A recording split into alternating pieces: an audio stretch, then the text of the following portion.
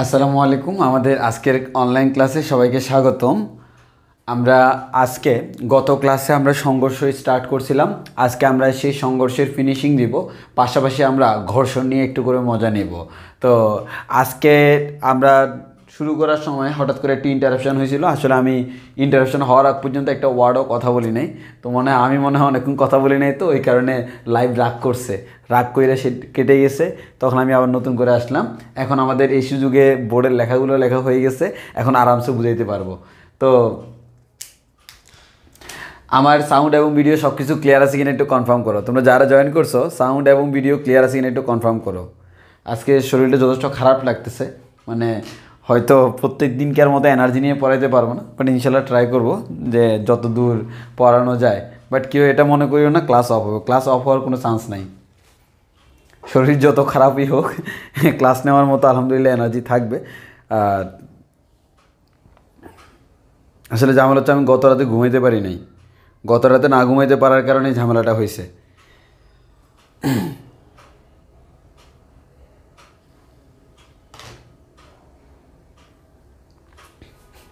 ওকে, আসো আমরা প্রথমে একটু করে হালকা আমার মনের দুঃখগুলো তোমাদেরকে বুঝাই। মনের দুঃখ কারে বুঝাবো বন্ধু, মনের দুঃখ বোঝানোর মতো কেউ নাই। আসলে বুঝছো, অফলাইন ক্লাসগুলোতে একদিক দিয়ে একটু ভালো লাগে একটাই কারণে, অফলাইন ক্লাসে মনে করো মনের দুঃখগুলো বললেও রেকর্ড হচ্ছে না। এখন মনের দুঃখ যখন বলবো, এই মনের দুঃখ বলতে বলতে দেখা যাবে এই মনের দুঃখগুলো যখন রেকর্ড হয়ে যাবে, এই মনের দুঃখগুলো দিয়ে তোমরা দুদিন পর পর আমার বাড়ি দিবা, ভাই আপনার ওই দুঃখ সেই দুঃখ। আমি ওই জন্য বলি আমার কোনো দুঃখ নাই। দুঃখ কী জিনিস সেটা আমার ডিকশনারিতে নাই। এখন আসো, আমাদের আসলে ঝামেলা হয়েছে কি জানো, আমার এক পরিচিত আন্টির ওনার রিলেটিভসের ব্লাড লাগতো, বি পজিটিভ, আমার সাথে মিলে গেছে। তো আমাকে বলছে আজকে ডেট অনুযায়ী হচ্ছে আজকে সকালে আমার ব্লাড দিতে যাওয়ার কথা। তো এখন ভালো কথা, আমার হচ্ছে দেখা গেছে রেগুলার শিডিউলগুলো প্রত্যেকটা দিন শেষ করতে করতে প্রায় রাতের 12টা বেজে যায়, সব কিছু শেষ করতে, কারণ একটা ক্লাসের পর একটু রেস্ট করা লাগে, এটা সেটা হাবিজাবি কাজ আছে। তোমরা যেরকম মনে করো 1 ঘন্টার ক্লাস 1 ঘন্টা, তা না, কিন্তু এর আগে পরে আমাদের আরও অনেকগুলো কাজ করতে হয়। তো লিটারেলি দেখা গেছে আমাদের এবার প্রত্যেকটা দিন আমার রাত 12টা বেজে যায়, অনলাইন ক্লাসগুলোর কারণে রাত 12টা বেজে যায়। ওই কারণে দেখবো তোমরা যারা আমাকে মেসেজ দাও, সাধারণত আমাকে মেসেজ দিয়ে কেউ পায় না সহজে, পায় তারা দেখে যে রিপ্লাইটা পায় যখনই মেসেজ দেখ দিনের, তারা রিপ্লাইটা পায় হচ্ছে রাত 12টার পর, রাতের 1টা 2টা 3টা 4টা, এবং 4টা বাজে অনেকে দেখবে যে রিপ্লাই পাও। তো এটা হচ্ছে আসলে ব্যস্ততার কারণে, এটা করতে কিছু করার থাকে না। আসলে তো অনেকেই মেসেজ দেয়, সবার মেসেজের রিপ্লাই দেওয়াটা অবশ্যই রিপ্লাই দিই, বাট কথা হচ্ছে আমার কাজকর্মের টাইমে তো রিপ্লাই দিতে পারি না, তখন দেখা যায় সকল কাজকর্ম শেষে যাই রিপ্লাই দেওয়া হয়। তো ভালো কথা, গত দিনও সকল কাজকর্ম শেষে আমি ফ্রি হলাম। ফ্রি হওয়ার পর এই যে এরপর হচ্ছে আমার মোটামুটি আরও কিছু কাজকর্ম করতে হয়, কাজকর্ম করে প্রায় রাতের 2:30 বাজলো। ভালো কথা, এখন হচ্ছে সকাল 8টায় আমাকে উঠে চলে যেতে হবে ব্লাড দেওয়ার জন্য। সাধারণত ঘুমাইতে ঘুমাইতে আরও বেশি টাইম লেগে যায়। তো এখন ভালো কথা, সকাল 8টায় আমাকে উঠে যেতে হবে। আমি আন্টিকে বলে রাখছি যে আমাকে একটু কল দিয়ে জাগাই দিয়েন। তো আন্টি আবার বললো যে যাতে করে আমি ওনার বাসায় নাস্তা করি, ওনার সাথে একসাথে যাই। ভালো কথা, দাওয়াত কবুল করলাম, আমাকে দাওয়াত দিলে আমি কাউকে না করি না। তো এরপর আমি শুয়ে গেলাম, যে মেসেজ টেসেজ দিয়ে চেক করে সব শুয়ে গেলাম। রাতের 12টা থেকে শুরু করে রাত 2:30 পর্যন্ত টানা মেসেজ দিছি, সবার মেসেজ রিপ্লাই দিছি। তো দেখা গেল হচ্ছে ভালো কথা, সব কিছু শেষ। এরপর হইলো কি, শুইলাম। আমি সাধারণত প্রত্যেকদিন ঘুমানোর সময় রাউটার অফ করে ঘুমাই, যাতে করে ঘুমের ডিস্টার্ব না হয়। কালকে অফ করে নিয়ে আর উঠতে ইচ্ছে করে না, একটু টায়ার্ড লাগতেছিল। ওমা, ভালো কথা, আমি নেট অন রাখা অবস্থায় শুয়ে গেছি।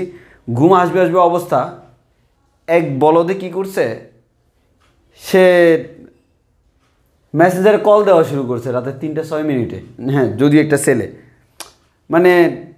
মাথা এমন যে খারাপ হয়েছে। আমি আবার ফোনটা রাখি হচ্ছে আমার বালিশের নিচে, বালিশের নিচে।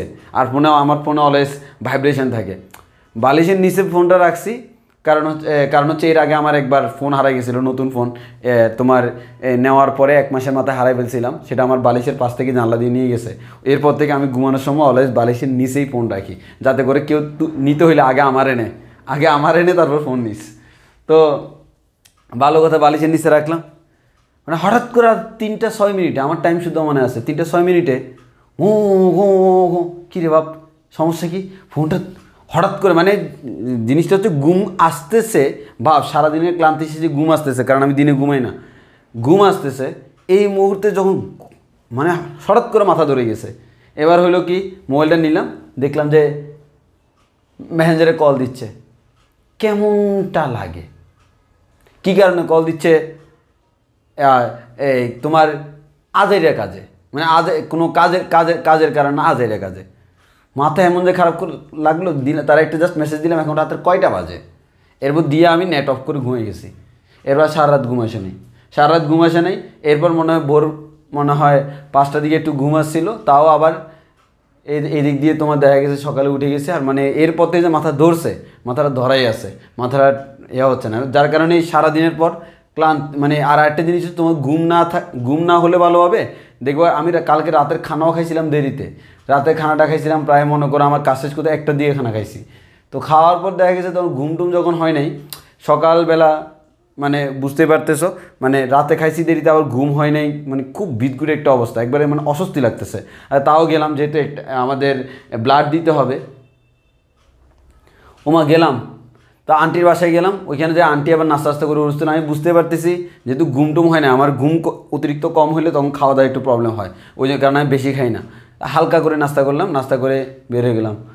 এই সারাদিন আমার খালি ক্লান্তি লাগতেছে, আর কোনোভাবে আমি ঠিক হইতে পারতেছি না।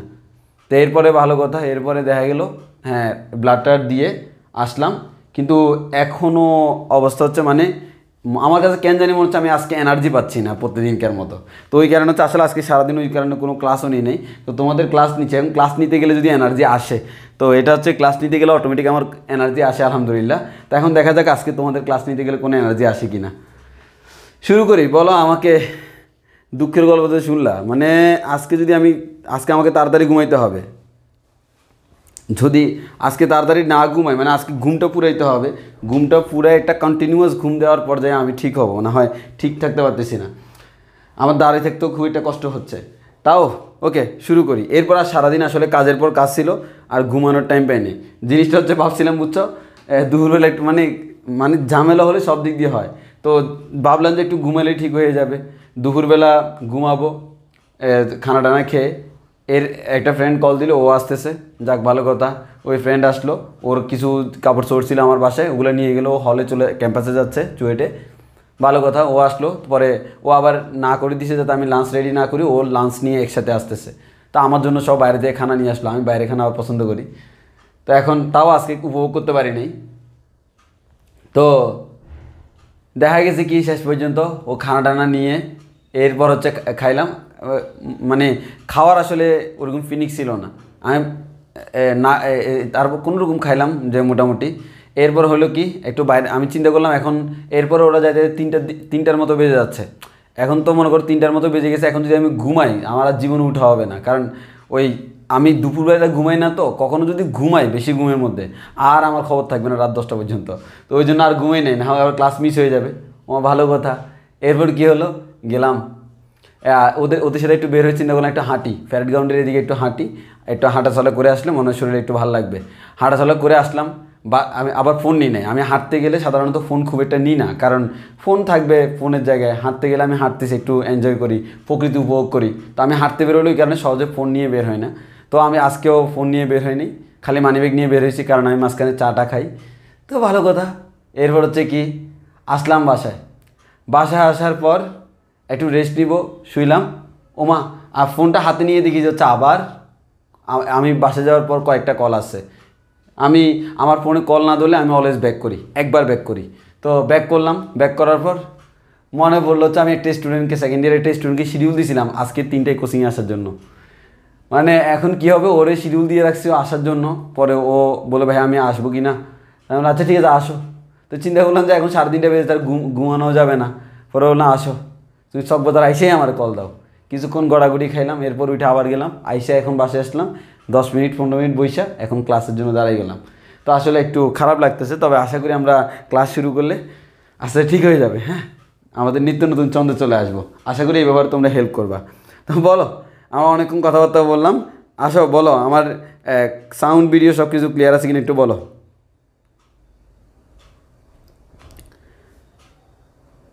আচ্ছা, এখন সাউন্ড ভিডিও ক্লিয়ার আছে কিনা একটু বলো। যদি ক্লিয়ার থাকে তাহলে আমরা শুরু করবো। বুঝতেছি কেন, দেখিও আজকে ক্লাসের মধ্যে যদি এরকম হয় যে আমি একটা পড়াইতে চাই আরেকটা পড়াই ফেলছি, কিছু মনে করিও না, কমেন্টে ভুলগুলো ধরাই দিও।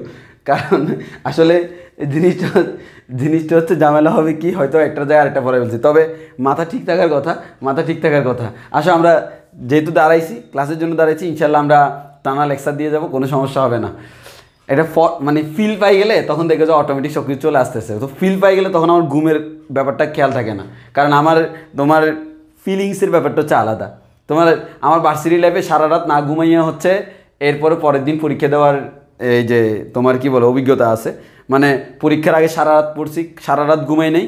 আবার আমাদের পরীক্ষাগুলো হয় আমাদের বিকাল 1:40, দুপুরে 1:40 থেকে শুরু, বিকাল 4:40 পর্যন্ত, 3 ঘন্টার পরীক্ষা, 300 মার্কের।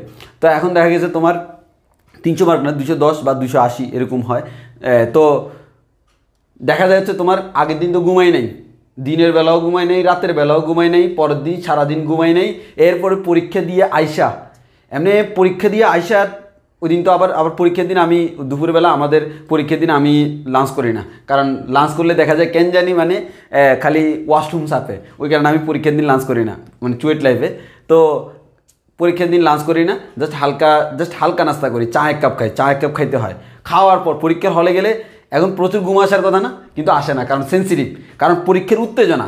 এরপর হচ্ছে কাঁপাইয়া পরীক্ষা দিব, দেওয়ার পর হচ্ছে আইসা এমন ঘুম দিই, এরপর সারা রাত কোনো খবর থাকে না। ওই কারণে আমি হচ্ছে ওই যে আমাদের বন্ধুবান্ধব বুঝছো, তারা পরীক্ষার আগে তো উড়াই ফেলে। হ্যাঁ, আমি হচ্ছে কি জাস্ট, ওরা তো যারা টিউশন করে এরা পরীক্ষার সময় 1 মাসের জন্য টিউশন অফ করে দেয়, কারণ আমাদের পরীক্ষা টানা 1 মাস চলে। আর আমি কি করি, শুধুমাত্র যেদিন এক্সাম সেদিন আমি কোচিং করাই না, বাট অন্য প্রত্যেকটা দিন করাই, কারণ যেদিন এক্সাম সেদিন করাইলে যথেষ্ট টায়ার্ড থাকি। তবে করানোর অভিজ্ঞতা আছে, যে দেখা যাচ্ছে রানিং বেস যেগুলো থাকে সামনে পরীক্ষা, এই ধরনের বেসগুলোর ক্ষেত্রে পরীক্ষা দিয়ে এসে ওদেরকে কোচিং করাই। তো সেক্ষেত্রে দেখা গেছে ঝামেলা হয় না। এখন হচ্ছে তোমার মনে করো, এখন আমরা যদি ফর্মে ফেরত যাইতে পারি, যেমন পরীক্ষার ফর্মে যখন চলে গেছি তখন ঘুমটুম কোথায় চলে গেছে, টানা পরীক্ষা দিলাম। এখানেও সেম, আমরা এখন টানা ক্লাস নিব, আশা করি সমস্যা হবে না, অভিজ্ঞতা জীবনে অনেক আছে। ওকে, আসো, আশা করি এই নাগুনের অভিজ্ঞতা তোমাদের অনেকেরই আছে, আমার এক্সপিরিয়েন্স একটু বেশি আর কি। আসি, আমরা শুরু করি। প্রথমত আসি ভাইয়া, সংঘর্ষ বা কলিশন। এই যে সংঘর্ষ জিনিসটা কি, গত ক্লাসে আমরা বলছিলাম দুইটা জিনিসের মধ্যে আমাদের লাগলো আমাদের এই যে আঘাত লাগলো, দিস ইজ সংঘর্ষ। এই যে আমাদের সংঘর্ষটা, এই যে কোনো ধরনের সংঘর্ষের ক্ষেত্রে সবসময় ভরবেগ সংরক্ষিত থাকবে। এর মানে সংঘর্ষটা কেমন সেটা কোনো ফ্যাক্ট নয়, সংঘর্ষ মানে হচ্ছে ভরবেগের সংরক্ষণ সূত্র মেনে চলতে হয়। এর মানে সংঘর্ষ মানে ভরবেগ কি থাকবে, সংরক্ষিত থাকবে। এবার আসো, এই যে আমাদের ভরবেগ সংরক্ষিত থাকলেও গতিশক্তি সংরক্ষিত থাকতে পারে, নাও থাকতে পারে। মোট শক্তি না, কিন্তু মোট শক্তি সংরক্ষণশীল থাকা, তাকে আমরা বলি শক্তির সংরক্ষণশীলতা। মোট শক্তি অবশ্যই সংরক্ষণশীল থাকে। আমি অনলি গতিশক্তির কথা বলতেছি, যেহেতু এখানে গতি নিয়ে কাজ করতেছি। গতিশীল দুইটা বস্তু ধাক্কা খাইলো, তাহলে এক্ষেত্রে হচ্ছে যদি গতিশক্তি সংরক্ষিত থাকে, গতিশক্তি সংরক্ষিত থাকা মানে কি, সংঘর্ষের আগে টোটাল গতিশক্তি, সংঘর্ষের পরে টোটাল গতিশক্তি সেম। আর যদি সেম না হয়, সংরক্ষিত থাকে না, তাহলে ভরবেগ অলওয়েজ সেম, বাট গতিশক্তি আমাদের অলওয়েজ সেম না। যদি সংঘর্ষের আগে পরে গতিশক্তি সেম থাকে, তাহলে তাকে আমরা বলি হচ্ছে স্থিতিস্থাপক সংঘর্ষ। আর যদি সেম না থাকে, তাকে আমরা বলি হচ্ছে অস্থিতিস্থাপক সংঘর্ষ। এখন আমাদের এই যে স্থিতিস্থাপক সংঘর্ষের আমরা একটা এক্সাম্পল দিয়েছিলাম, এই যেটা হচ্ছে স্থিতিস্থাপক সংঘর্ষের এক্সাম্পল। এই যে আমাদের এখানে একটা বস্তু আছে, এই M1 বরের বস্তু, M2 বরের বস্তু, M1 বরের বস্তু, M2 বরের বস্তু। এটা হচ্ছে সংঘর্ষের আগের অবস্থা, এটা হচ্ছে সংঘর্ষের পরের অবস্থা। সংঘর্ষের আগে কি হলো, M1 বরের যে বস্তুটা সে আমার সামনের দিকে যাচ্ছে কত বেগে, v1 বেগে। এই I মিনস হচ্ছে ইনিশিয়াল ভ্যালোসিটি। তাহলে প্রথম বস্তুর ইনিশিয়াল ভ্যালোসিটি v1 I, দ্বিতীয় বস্তুর ইনিশিয়াল ভেলোসিটি হচ্ছে v2i। এগুলো হচ্ছে সংঘর্ষের আগে। সংঘর্ষের পরে বেগটা কত? প্রথম বস্তুর বেগটা হয়ে গেল v1f, মানে হচ্ছে আমাদের নাম দিলাম ফাইনাল ভেলোসিটি, আর এটার নাম হয়ে গেল v2f ফাইনাল ভেলোসিটি। এখন আমাদের পরীক্ষায় যে জিনিসগুলো দেওয়া থাকবে, m1 এর মান দেওয়া থাকবে, m2 এর মান দেওয়া থাকবে, m1 m2 জানা আছে, এই দুইটা আমার জানা আছে। এরপর v1i এর মানে সংঘর্ষের আগে দুইজনের বেগ দেওয়া থাকবে। তোমাকে এই সংঘর্ষের পরে বেগগুলো কত সেটা বের করতে হবে। এটা হচ্ছে আমাদের স্থিতিস্থাপক সংঘর্ষের এক্সাম্পল। তো আমাদের যেহেতু স্থিতিস্থাপক সংঘর্ষ, তাহলে কি হবে? ভরবেগও সংরক্ষিত থাকবে, গতিশক্তিও সংরক্ষিত থাকবে। দুইটাকে সংরক্ষিত রেখে একটি ইকুয়েশনকে আরেকটা দ্বারা ভাগ করে বিভিন্ন ধরনের ক্যালকুলেশন করে গত ক্লাসে আমরা v1f আর v2f বের করছি, এবং বের করার পর যেটা পাইছি সেটাই আমাকে দেখতে হবে। কি পাইছি? এই সূত্রটা পাইছি। v1f মনে রাখার টেকনিক বলছিলাম ভাই, নিচে অলওয়েজ বসবে এখানে v1i v2i, নিচে অলওয়েজ m1 প্লাস m2। সূত্রটা বড় হওয়ার কারণে অনেক মুখস্থ রাখতে পারে না, ওই কারণে আমি একটু টেকনিক্যালি মুখস্থ করেছিলাম। আর সেই আমাদের আদি কথা, মুখস্থবিদ্যা প্রতিভাকে ধ্বংস করলেও সাফল্যকে ত্বরান্বিত করে, কিন্তু ঠাডা মুখস্থ করলে সব কিছু কি আর মাথায় ধরে? ওই কারণে অনেক সময় আমাদের মুখস্থবিদ্যার ক্ষেত্রে টেকনিক্যালটা, আমাদের টেকনিক্যাল কোনো ফরম্যাট অ্যাপ্লাই না করলে কি চলে না। ওই কারণে হচ্ছে আমাদের একটু টেকনিক্যালি চিন্তা করতে হয়। আর বুঝছো তো, আমরা তো ইঞ্জিনিয়ারদের কাজই হচ্ছে টেকনিক্যাল কাজ, অর্থাৎ একটু টেকনিক্যালি চিন্তা করবে। তো আসো, অনেকে বলে না, মনে করো অলস মস্তিষ্ক শয়তানের কারখানা। আমি বলি হচ্ছে ভাই, অলস মস্তিষ্ক হচ্ছে ম্যাজিকের কারখানা। কেন ভাই? যে মস্তিষ্কটা অলস, এর মাথায় সবসময় শয়তানি চিন্তা বুদ্ধি, আর শয়তানা বুদ্ধিগুলো কিন্তু খুবই ডেঞ্জারাস লেভেলের। ওই কারণে বলি এটা খুবই কার্যকরী। অনেক সময় দেখবা বসে আসো কোনো কাজ নাই, এমন বুদ্ধি মাথায় আসে, ওরে বাপরে বাপ, সেই বুদ্ধি তুমি কুপকাত করে ফেলতে পারবা। ওই কারণে অলস মস্তিষ্ক শয়তানের আমাদের অলস মস্তিষ্ক শয়তানের কারখানা হলেও অনেক সময় এটা আমাদের দরকারি। হ্যাঁ, ওই কারণে তোমার মনে করো যেখানে আমাদের শুধু আমাদের নিরলস পরিশ্রম করার দরকার নাই, সেখানে নিরলস পরিশ্রম না করে আমরা কি করবো? একটু অলসতা দেখাবো। যেমন এখানে আমরা অলসতা দেখাই, মুখস্থ করলাম না, ওই কারণে আমরা শয়তান্না বুদ্ধি দিয়ে এটা মুখস্থ করছি। শয়তান্য বুদ্ধিটা কি ভাইয়া? এভাবে আমরা মুখস্থ রাখবো, v1i v2i m1 plus m2 লিখে দিলাম। এরপর হচ্ছে ভাইয়া, যখন 1 নাম্বারটা করব, তখন এই যে 2 নাম্বার বস্তুর বরটা দ্বিগুণ। তো আমরা যখন 1 নাম্বারটা করব, তখন হচ্ছে ভাইয়া 2 নাম্বার বস্তুর বরটা হচ্ছে আমাদের দ্বিগুণ। আর যখন 2 নাম্বারটা করব, তখন হচ্ছে আমাদের 1 নাম্বার বস্তুর বরটা হচ্ছে আমাদের কয় গুণ? হ্যাঁ, 2 গুণ। 1 নাম্বার বস্তুর যে বরটা সেটা হচ্ছে আমাদের কয় গুণ? দ্বিগুণ।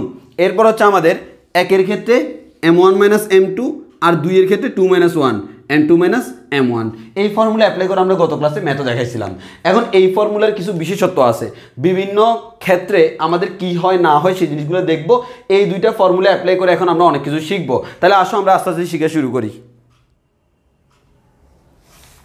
আমাকে বলো আগে এতটুকু বুঝছি কিনা। এতটুকু হচ্ছে আমাদের গত দিনের পড়া। হ্যাঁ, এতটুকু ছিল হচ্ছে আমাদের গত দিনের পড়া। এখন আমরা b1f এবং b2f এর যে সূত্র, সেই সূত্র থেকে আমরা বিভিন্ন ধরনের ক্যালকুলেশন করব। আসো যে বিভিন্ন শর্ত সাপেক্ষে আমাদের কি হয় না হয় সেগুলো বের করব। আসো আমরা বের করা শুরু করে দিই। ওকে, এতক্ষণ পর্যন্ত যা বলছি এগুলো হচ্ছে এতটুকু পর্যন্ত আমি গত ক্লাসেই পড়াইছি। এবার হচ্ছে আমাদের এই জিনিসটার স্পেশাল কোয়ালিটি, মানে হচ্ছে আমরা এই সূত্রটার তুমি বইতে পাবা, তুমি তোমার বইতে গেলে দেখবা আমাদের এই সূত্রের নিচে লেখা আছে বিশেষ ক্ষেত্রসমূহ। তো আমাদের সেই বিশেষ ক্ষেত্রসমূহ আমরা একটা করে তোমাদেরকে দেখাই। হ্যাঁ, তাহলে আমাদের প্রথমত আসে, আমি সূত্রটা লিখি। b1f ইকুয়ালস টু হচ্ছে m1 প্লাস m2, আমাদের m1 plus m2 b1i plus m1 plus m2 v2i। এরপর v2f ইকুয়ালস টু হচ্ছে m1 plus m2 v1i plus m1 plus m2 v2i। এখন একটু খেয়াল করে দেখো ভাই, এক যখন তখন 2 নম্বরে বসাবো, 2 নাম্বার বস্তুর ভর দ্বিগুণ, আর 2 যখন তখন 1 নাম্বারের বস্তুর ভর হচ্ছে দ্বিগুণ। এরপর যখন আমার 1 নাম্বার 1 থেকে শুরু m1 মাইনাস m2, যখন 2 নাম্বার 2 থেকে শুরু m2 মাইনাস m1। এই দুইটা হচ্ছে আমার সূত্র। এবার আসো বিশেষ ক্ষেত্রগুলো কি কি। তোমার বইতে এরকম লাইন দেখবা, বিশেষ ক্ষেত্র। এটা তো জেনারেল ফর্মুলা। বিশেষ ক্ষেত্রগুলো আমরা একটু দেখি, এগুলো কিন্তু এমসিকিউ ক্ষেত্রে মারাত্মক লেভেলে ইম্পর্টেন্ট, এবং এখান থেকে অনেক জোস কোয়েশ্চেন পরীক্ষায় আসতে পারে। এবার আসো আমাদের একটু আমরা মনোযোগ দিয়ে খেয়াল করি। 1 নম্বর বৈশিষ্ট্য তোমাকে বলছে, 1 নম্বর বৈশিষ্ট্য তোমাকে বলা হলো B1I ইকুয়ালস টু B2I হলে সংঘর্ষ হবে না। গত দিনে আমরা বলছিলাম ভাই আমাদের দুইটা বস্তুর ব্যাগ যদি সমান হয় তারা তো দূরত্ব মেনটেন করে চলতেই থাকবে, সংঘর্ষ হওয়ার কোনো চান্স নাই। সো আমাদের এটা থাকলে সংঘর্ষ হবে না। এবং গত ক্লাসে 3টা জিনিস দেখাইছিলাম, 3টা, যে আমাদের B1I is greater than B2I, B1I is less than B2I। বইতে যদিও একটা দিছে, আমরা শিখছি 3টা। যদি আমার ওই যে পিছনে কী ছিল, আমাদের পিছনে ছিল হচ্ছে আমাদের পিছনে যে বস্তু ছিল আর কি, যে আমাদের তোমার পিছনে যে বস্তুটা ছিল যাকে আমরা বলছিলাম M2 বরের বস্তু, তো আমাদের যে বস্তুটা থাকুক না কেন এক কথায় পিছনের বস্তুটার ব্যাগ বেশি হইতে হবে। পিছনের বস্তুটার ব্যাগ যদি বেশি না হয় তাহলে সংঘর্ষ হবে না। যেমন আমাদের এখানে দেখা যাচ্ছে সংঘর্ষ হবে না। তাহলে সংঘর্ষ হইতে হলে কী হইতে হবে? সংঘর্ষ হইতে হলে পিছনের বস্তুর ব্যাগ বেশি হইতে হবে। পিছনের বস্তুর ব্যাগ কী হইতে হবে? পিছনের বস্তুর ব্যাগ বেশি হতে হবে। পিছনের বস্তুর ব্যাগ যদি বেশি না হয়, পিছনের বস্তুর ব্যাগ যদি বেশি না হয় তাহলে আমাদের সংঘর্ষ হবে না। বলো আমাদের এতটুকু ক্লিয়ার কিনা? এতটুকু ক্লিয়ার কিনা? এতটুকু ক্লিয়ার কিনা? এখন পিছনে যদি তুমি প্রথম বস্তু রাখো, আমি দেখো এখানে ক্লিয়ার করি নেই। কেন ক্লিয়ার করি নেই? পিছনে যদি প্রথম বস্তু থাকে তাহলে প্রথম বস্তুর ব্যাগ বেশি হতে হবে, পিছনে যদি দ্বিতীয় বস্তু থাকে দ্বিতীয় বস্তুর ব্যাগ বেশি হতে হবে। যেমন ফর এক্সাম্পল তোমার এটা এভাবে চলতেছে, এটা হচ্ছে M1, এটা হচ্ছে M2। M1 বস্তুর ব্যাগ হচ্ছে B1I আর M2 বস্তুর ব্যাগ হচ্ছে B2I। এই ক্ষেত্রে যদি সংঘর্ষ হইতে হয় নিশ্চয়ই আমাদের কি হইতে হবে? নিশ্চয়ই হচ্ছে আমাদের B1I is greater than B2I হইতে হবে। আর যদি আমরা এখন এরকম বলি, ভাইয়া এটাকে আমরা নাম দিচ্ছি হচ্ছে M2, এটাকে আমরা নাম দিচ্ছি হচ্ছে M1, এই বস্তুর ব্যাগটাকে আমরা নাম দিচ্ছি B2I, এই বস্তুর ব্যাগটাকে আমরা নাম দিচ্ছি B1I। এবার দেখো B1I বড় হলে কিন্তু সংঘর্ষ হবে না। সংঘর্ষ হওয়ার জন্য হচ্ছে পিছনেরটা জায়গায় পিছন দিয়ে ধাক্কা মারবে, পিছনেরটা পিছন থেকে ধাক্কা মারবে। পিছন থেকে ধাক্কা মারার মজাই আলাদা। তাহলে আমাদের দেখেন আমরা বন্ধু বান্ধব অনেক সময় হঠাৎ করে পিছন থেকে ধাক্কা মারি, হ্যাঁ দিস ইজ সংঘর্ষ টাইপসের কিছু একটা। তাহলে আমাদের এক্ষেত্রে আমাদের যে জিনিসটা হইতে হবে B2I is greater than B1I হইতে হবে। এর মানে আমাদের যদি আমাদের সমান হয় সংঘর্ষ হবে না, কে সামনে কে পিছনে ফ্যাক্ট না। বাট যদি সমান না হয় সেক্ষেত্রে পিছনে যেটা আছে তার ব্যাগটা বেশি হইতে হবে সংঘর্ষ হওয়ার জন্য। তাহলে আমাদের এতটুকু বুঝছি কিনা বলো? এতটুকু বুঝছি কিনা? একটু ক্লিয়ার কিনা বলি? এতটুকু ক্লিয়ার কিনা? একটু কমেন্ট, তাড়াতাড়ি রেসপন্স করবে, হ্যাঁ তাড়াতাড়ি রেসপন্স করবে, একটু ক্লিয়ার কিনা।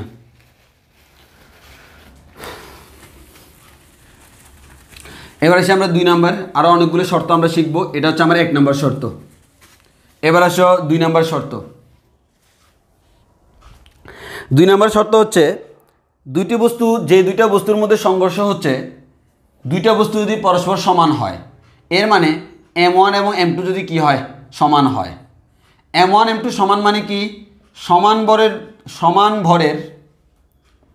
সমান ভরের দুইটি বস্তুর মধ্যে সংঘর্ষ, দুইটি বস্তুর মধ্যে সংঘর্ষ মানে যে দুইটা বস্তুর মধ্যে সংঘর্ষ হচ্ছে তারা পরস্পর কেমন? সমান। যদি সমান হয়, এবার তুমি এখানে বসাই দেখো, এখান থেকে বসাই দেখো B1F ইকুয়ালস টু, ভাই M1 M2 সমান, তাহলে এই অংশটা কত হয়ে যাবে? 0 হয়ে যাবে। এটা হয়ে যাবে 0 প্লাস আমাদের এটা হয়ে যাবে 0। এবার এখানে যদি আমরা যাই, ভাই 2M2 নাম দিলাম, মনে করো M2 নাম দিলাম, M1টাকে M2 নাম দিলাম, M2টাকেও M2 নাম দিলাম B2I। তাহলে এখানে 2M2, M2 প্লাস M2 সমান কত? 2M2, 2M2 2M2 কাটাকাটি, সুতরাং আমরা বলতে পারি B1F ইকুয়ালস টু B2I হয়ে যাবে। তাহলে আমরা দেখলাম যদি কখনো দুইটা সমান বরের বস্তু সংঘর্ষে লিপ্ত হয় B1F এর মান হচ্ছে B2I। একইভাবে যদি আমাদের এটা হয় তাহলে আমরা এখান থেকে পাবো হচ্ছে B2F ইকুয়ালস টু, বুঝতে পারতেছে এটা 0 হয়ে যাবে, আর এইদিকে 2M1, তাহলে নিচে হচ্ছে M1 প্লাস M2টাকেও নাম দিলাম হচ্ছে M1 ইন্টু B1I, তাহলে আমরা প্লাস 0 পাবো। তাহলে আমরা এখান থেকে বলতে পারি B2F ইকুয়ালস টু, বা সিম্পল কথাবার্তা 2M1 কাটাকাটি, এখান থেকে পাবো হচ্ছে B1I। তাহলে একটু খেয়াল করে দেখো জিনিসটা কি, এই B1F মানে হচ্ছে আমাদের B1 মানে হচ্ছে প্রথম বস্তুর শেষ বেগ, আর B2I মানে কি? দ্বিতীয় বস্তুর আদিবেগ, দ্বিতীয় বস্তুর আদিবেগ। এখানে আদিবেগ বলতে আমরা মিন করতেছি সংঘর্ষের আগে, শেষ বেগ বলতে মিন করতেছি সংঘর্ষের পরে। এখানে যদি আসো B2F, B2F মানে হচ্ছে দ্বিতীয় বস্তুর শেষ বেগ, দ্বিতীয় বস্তুর শেষ বেগ। আর B1I মানে কি? B1I মানে হচ্ছে প্রথম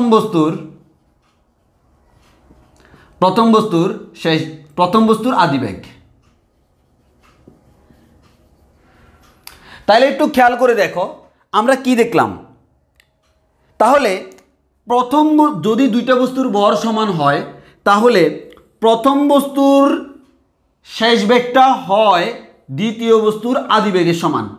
এর মানে দ্বিতীয় বস্তুর আদিবেগ যেটা ছিল সেটা হচ্ছে বর্তমানে প্রথম বস্তুর শেষ বেগ, আর দ্বিতীয় বস্তুর শেষ বেগটা হচ্ছে প্রথম বস্তুর আদিবেগের সমান। এর মানে জিনিসটা বুঝছো? প্রথম বস্তুর আদিবেগ যেটা ছিল সেটা হচ্ছে দ্বিতীয় বস্তুর শেষ বেগ, আর দ্বিতীয় বস্তুর আদিবেগ যেটা ছিল সেটা হচ্ছে প্রথম বস্তুর শেষ বেগ। এর মানে আমরা কি একটা কথা বলতে পারি, বস্তুদ্বয় বেগ বিনিময় করে। এর মানে সংঘর্ষের আগে প্রথমটার বেগ যা ছিল, সংঘর্ষের পরে দ্বিতীয়টার বেগ তা। সংঘর্ষের আগে দ্বিতীয়টার বেগ যা ছিল, সংঘর্ষের পর প্রথমটার বেগ তা। এর মানে আমরা একটা কথা বলতে পারি না, সমান ভরের দুটি বস্তু সংঘর্ষে লিপ্ত হলে বস্তুদ্বয়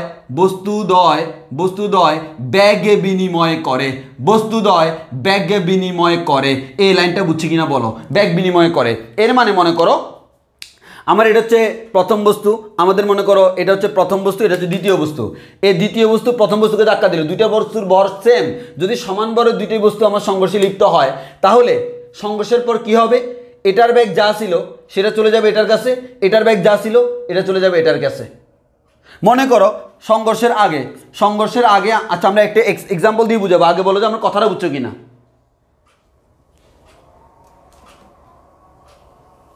বলো আমরা এটা বুঝছি কিনা। তাহলে সমান ভরের দুটি বস্তু যদি সংঘর্ষে লিপ্ত হয়, আই রিপিট এগেইন, সমান ভরের দুটি বস্তু যদি সংঘর্ষে লিপ্ত হয় তাহলে বস্তুদ্বয়ের মধ্যে কি হয়, ব্যাগের বিনিময় ঘটে। বস্তুদ্বয়ের মধ্যে কি হয়, ব্যাগের বিনিময় ঘটে। অর্থাৎ প্রথম বস্তুর আদিবেগটা দ্বিতীয় বস্তুর শেষ বেগ হিসেবে কাউন্ট হবে, দ্বিতীয় বস্তুর আদিবেগটা হচ্ছে প্রথম বস্তুর শেষ বেগ হিসেবে কাউন্ট হবে। ওকে, তাহলে কীভাবে আসছে সেটা আমরা বুঝে গেছি। এখন পরীক্ষায় তোমাকে এরকম বললো,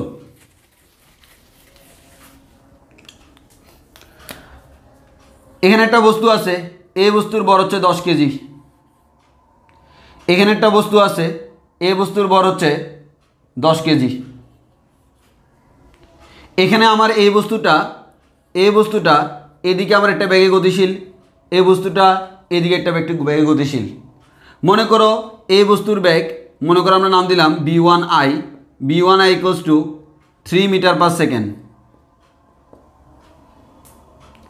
আর এই বস্তুর ব্যাগটা মনে করো B2I ইকুয়ালস টু, বা আমরা এটাকে B2I দিই, আমাদের একবারে প্রমাণের মতোই করি, B1I equals to 2 meter per second. যেহেতু পিছনেরটার ব্যাগ বেশি এর মানে সংঘর্ষে লিপ্ত হবে। তোমাকে MCQতে প্রশ্ন করা হলো, কোথায়? MCQতে প্রশ্ন করা হলো B1F ইকুয়ালস টু কত, B2F ইকুয়ালস টু কত, অথবা B1F এবং B2F এর জন্য নিচের কোনটি সঠিক, কোন মানটা সঠিক দেখি বলো তো। তোমরা কি এখন এখানে এই ফর্মুলার মধ্যে বসাইতে যাবা? MCQতে এত টাইম আছে না। এখন আমরা কি করব, আমরা ডাইরেক্টলি এখান থেকে বলে দিতে পারবো। দেখি তোমরা বলো তো প্রথমটার কোনটার মান কত একটু বলো তো। এখানে B2I এর মান হচ্ছে 3 মিটার পার সেকেন্ড, এখানে B1I এর মান হচ্ছে 2 মিটার পার সেকেন্ড। তাহলে সংঘর্ষের আগে যদি এটা হয়, সংঘর্ষের পরে কি হবে?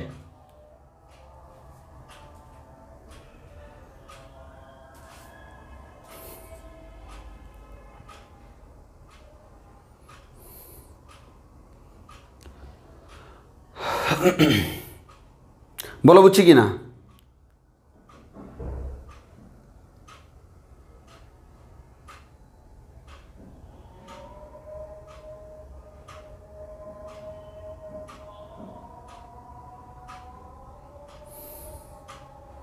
হ্যাঁ এক্স্যাক্টলি। তাহলে প্রথম বস্তুর আদিবেগ ছিল 2, তাহলে এই প্রথম বস্তুর আদিবেগটা হয়ে যাবে দ্বিতীয় বস্তুর শেষ বেগ। এর মানে এটা হচ্ছে 2 মিটার পার সেকেন্ড। আর দ্বিতীয় বস্তুর আদি বেগ ছিল 3, দ্বিতীয় বস্তুর আদি বেগটা হয়ে যাবে প্রথম বস্তুর শেষ বেগের মানে 3 মিটার পার সেকেন্ড শেষ। তাহলে তোমাকে আর কিচ্ছু করা লাগতেছে না।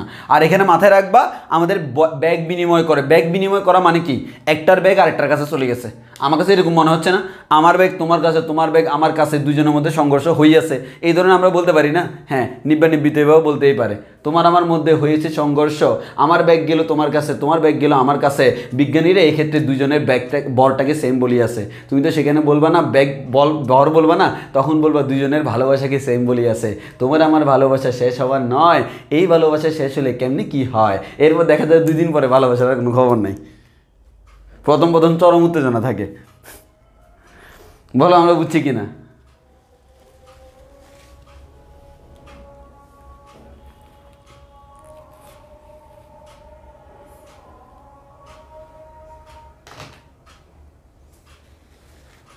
ওকে, এবার আসি আমরা আরেকটা শর্ত।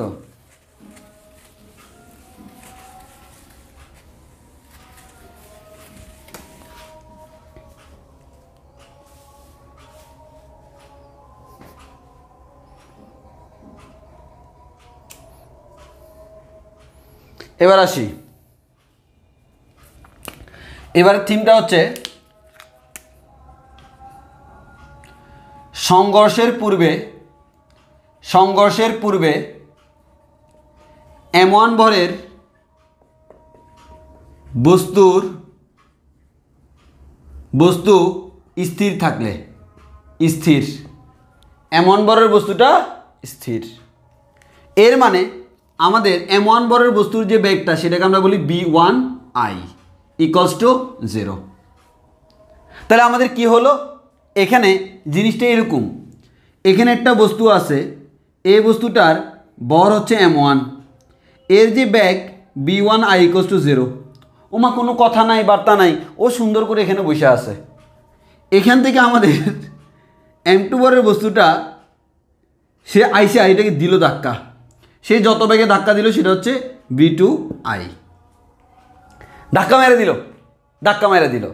এই ধাক্কা মারার পরে কি হইল, তাই আমাদের ফাইনালি কি হয় সেটা আমরা দেখব।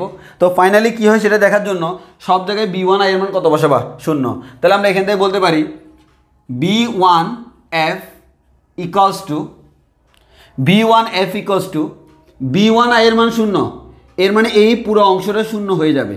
এই পুরো অংশটা 0 হলে এখানে থাকবে হচ্ছে 2m2 / m1 + m2 × v2i। তাহলে তখন সূত্রটা এরকম হয়ে যাবে। এটা খুব একটা ফ্যাক্ট না। আর এখানে হয়ে যাবে v2f সমান, এই অংশটা 0 হয়ে যাবে, এখানে হয়ে যাবে n2 - m1 / m1 + m2 × v2i। তাহলে আমাদের যদি কখনো এরকম হয় একটি স্থির বস্তুকে একটি গতিশীল বস্তু ধাক্কা দিল, তখন এই অবস্থা।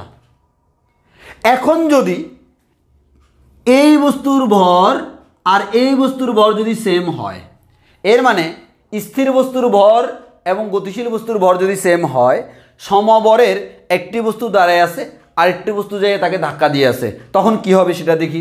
তাহলে আমরা এখানে বলে দিলাম, এবার শর্ত দিলাম m1 এবং m2 কেমন সমান। m1 m2 যদি সমান হয় তাহলে বুঝতেই পারতেছ ভাই, এখান থেকে আমরা পাবো v1f, এই দুটোকে সমান ধরলে m2 + m2 মানে 2m2 কাটাকাটি v2i পাবো। আর এই দুটোকে সমান ধরলে v2f সমান মানে তো এটা মাইনাস এটা মানে 0 পাচ্ছি। তাহলে আমরা কি দেখলাম? আমরা যেটা দেখলাম ভালো করে খেয়াল করো। তাহলে আমাদের মনোযোগ দিয়ে খেয়াল করো, সংঘর্ষের আগে প্রথম বস্তু স্থির ছিল। সংঘর্ষের আগে, তাহলে আমরা যদি দেখি এখানে, যদি আমরা দেখি একটু অ্যানালাইসিস করি, আগে মানে হচ্ছে সংঘর্ষের আগে, এটা হচ্ছে পরে। সংঘর্ষের আগে কি ছিল? প্রথমটা স্থির এবং দ্বিতীয়টা গতিশীল। সংঘর্ষের পর কি হয়ে গেছে? প্রথমটা গতিশীল হয়ে গেছে। খেয়াল করছো? প্রথমটা গতিশীল হয়ে গেছে, কারণ সংঘর্ষের পর প্রথমটার বেগ আছে, এর মানে পরে প্রথমটা গতিশীল এবং দ্বিতীয়টা কি স্থির। এর মানে আমাদের যদি দুইটি সমান ভরের বস্তু থাকে, তাহলে আমার যদি একটা বস্তু স্থির আর একটা গতিশীল, স্থির ভরের বস্তুকে যদি গতিশীল বস্তু আঘাত করে, তাহলে সংঘর্ষের পর গতিশীল বস্তু যেটা ছিল সেটা থেমে যাবে, আর থেমে থাকা বস্তুটা গতিশীল হয়ে যাবে। এবার আসো, এই যে গতিশীল, এই গতিটা কার সমান? তাহলে প্রথম বস্তুর মানে স্থির বস্তুর শেষ বেগটা দ্বিতীয় বস্তুর আদি বেগের সমান না? এটা তো হবেই, কারণ হচ্ছে যেহেতু ভর সমান, বেগ তো বিনিময় হবেই। ভর যেহেতু সমান, বেগ বিনিময় হবে না? যেহেতু ভর সমান, আগে ছিল প্রথমটা স্থির, এখন দ্বিতীয়টা স্থির। আগে ছিল প্রথমটা গতিশীল, এখন দ্বিতীয়টা গতিশীল। আগে ছিল দ্বিতীয়টা গতিশীল, এখন প্রথমটা গতিশীল। এখন এই দুইটা বেগ পরস্পর কেমন? সমান। তাহলে আমরা এই কথাটা বলতে পারি না, দুইটা বস্তু যদি সমান ভরের বস্তু যদি সংঘর্ষে লিপ্ত হয়, যেখানে একটা বস্তু হচ্ছে স্থির আর একটা গতিশীল, স্থির বস্তুকে একটা গতিশীল বস্তু ধাক্কা দিল, যদি সমভরের দুটি বস্তুর একটা স্থির থাকে আর একটা গতিশীল থাকে, গতিশীল বস্তু স্থির বস্তুকে ধাক্কা দিয়ে সংঘর্ষে লিপ্ত হলে গতিশীল বস্তুটা স্থির হয়ে যায়, আর স্থির বস্তুটা গতিশীল বস্তু যে বেগে গতিশীল ছিল সেই বেগে সামনের দিকে চলে যায়। যেমন ফর এক্সাম্পল, এই দুটাকে যদি আমি টেবিলে রাখি, মনে করো টেবিলে রাখলাম, যেমন আমি চাইলে টেবিলে রাখতেই পারি, যেমন তোমাদেরকে দেখাই, আমি টেবিলে রেখে দেখাই। আসলে তোমাদেরকে আজকে কলম মারামারি খেলা শিখাই। মনে করো আমি এই দুইটাকে টেবিলে রাখবো, আমার কাছে দুইটা জিনিস আছে। দেখো আমি এখন এদেরকে টেবিলে রাখবো, তাহলে আসো এখানে কি হয় দেখি। আসলে এখানে তো মনে করো কিছু বাধ্যবাধকতা আছে, যার কারণে এক্স্যাক্টলি তোমার বলা যায় না। আসো আমরা তাও দেখি যে কতদূর পারি। এই যে টেবিল পাই গেছি। এবার আসো দেখো টেবিলের মধ্যে খেলা।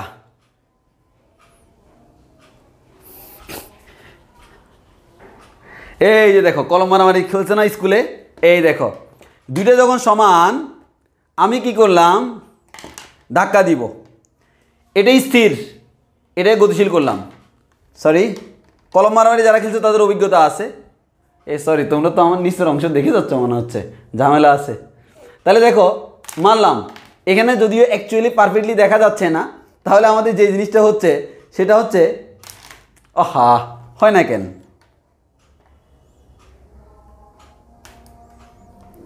আসলে এখানে ফ্রিকশন বেশি, তো ঘর্ষণ বেশি, ওই কারণে হচ্ছে না। কলম মারামারি যারা খেলছো তারা খুব ভালো করেই জানো যে আমার দেখা যাচ্ছে এটার আর এটার ভর কেমন? সমান। এই সমান ভরের বস্তু এটা স্থির, এটা গতিশীল। তাহলে সিস্টেম অনুযায়ী এখানে ঘর্ষণের কারণে একটু ঝামেলা হচ্ছে। আমাদের যে জিনিসটা মার্বেল দিয়ে হলে সবচেয়ে বেটার হইতো। তাহলে এটাকে যখন ধাক্কা দিব তখন দেখা যাবে এই জিনিসটা এরকম। দেখো আমি স্লো মোশন দেখাই, যাচ্ছে যাচ্ছে যাচ্ছে, ধাক্কা দিয়েছে, থেমে গেছে, এটা যাচ্ছে। এর মানে বুঝতেছ, সংঘর্ষের পর দুইটার ভর যেহেতু সমান, একটা স্থির ছিল একটা গতিশীল ছিল, তাহলে আমাদের সংঘর্ষের পর দেখা যাবে গতিশীল বস্তুটা কি হয়ে গেছে? থেমে গেছে, আর স্থির বস্তুটা গতিশীল বস্তুর বেগ যেটা ছিল সেই বেগের সামনের দিকে আগাই গেছে। এখানে আমাদের যেহেতু কিছু ঘর্ষণ আছে, এখানে আমার একটু প্রবলেম দেখা দিছে। এবার তো তোমরা আমার কি যেন দেখে যাচ্ছ, আহা রে।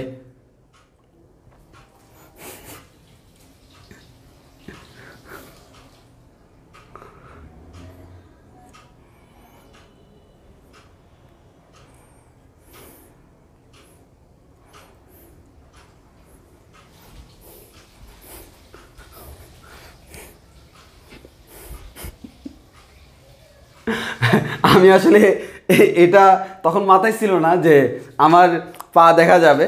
আসলে দেখা গেছে কিছু করার নেই, আমি বাসায় সবসময় শর্ট প্যান্ট পরি, তো সেই শর্ট প্যান্ট পরে আমি ক্লাস নিই।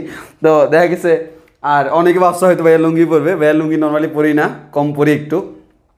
আমি শর্ট প্যান্ট তো আমরা পরি যেগুলো হাঁটুর জাস্ট একটু নিচ পর্যন্ত।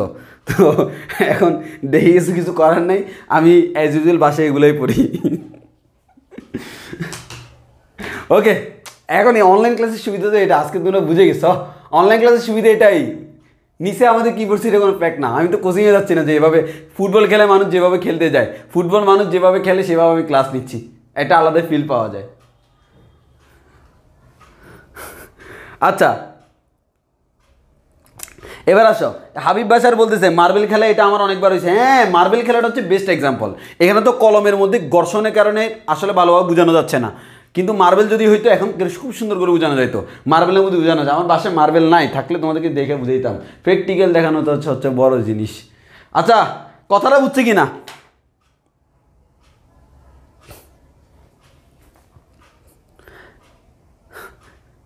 তানিশকে ছোট্ট প্যান্ট কেউ দেখে ফেললে, হ্যাঁ রে বাবা এই প্যান্ট পরে তো আমি বাজার করতে হয়ে যাই। তুমি কি বলো, এটা ছোট্ট মানে এত ছোট্ট না যে যেগুলো পরে বের হওয়া যায় না। ফুটবল খেলার সময় যেগুলো ইউজ করে সেই প্যান্টগুলা, এগুলো করে তো আমি বাজারে করে আনি। অনেকে শখ বাজান আমাকে এই প্যান্টে দেখতেও পারো, অস্বাভাবিক কিছু না।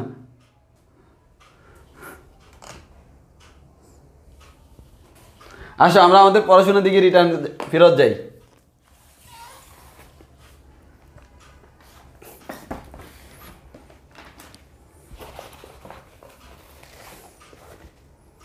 ওকে, এবার সামনের দিকে তাকাও। আর না আমরা সামনের দিকে আগাই।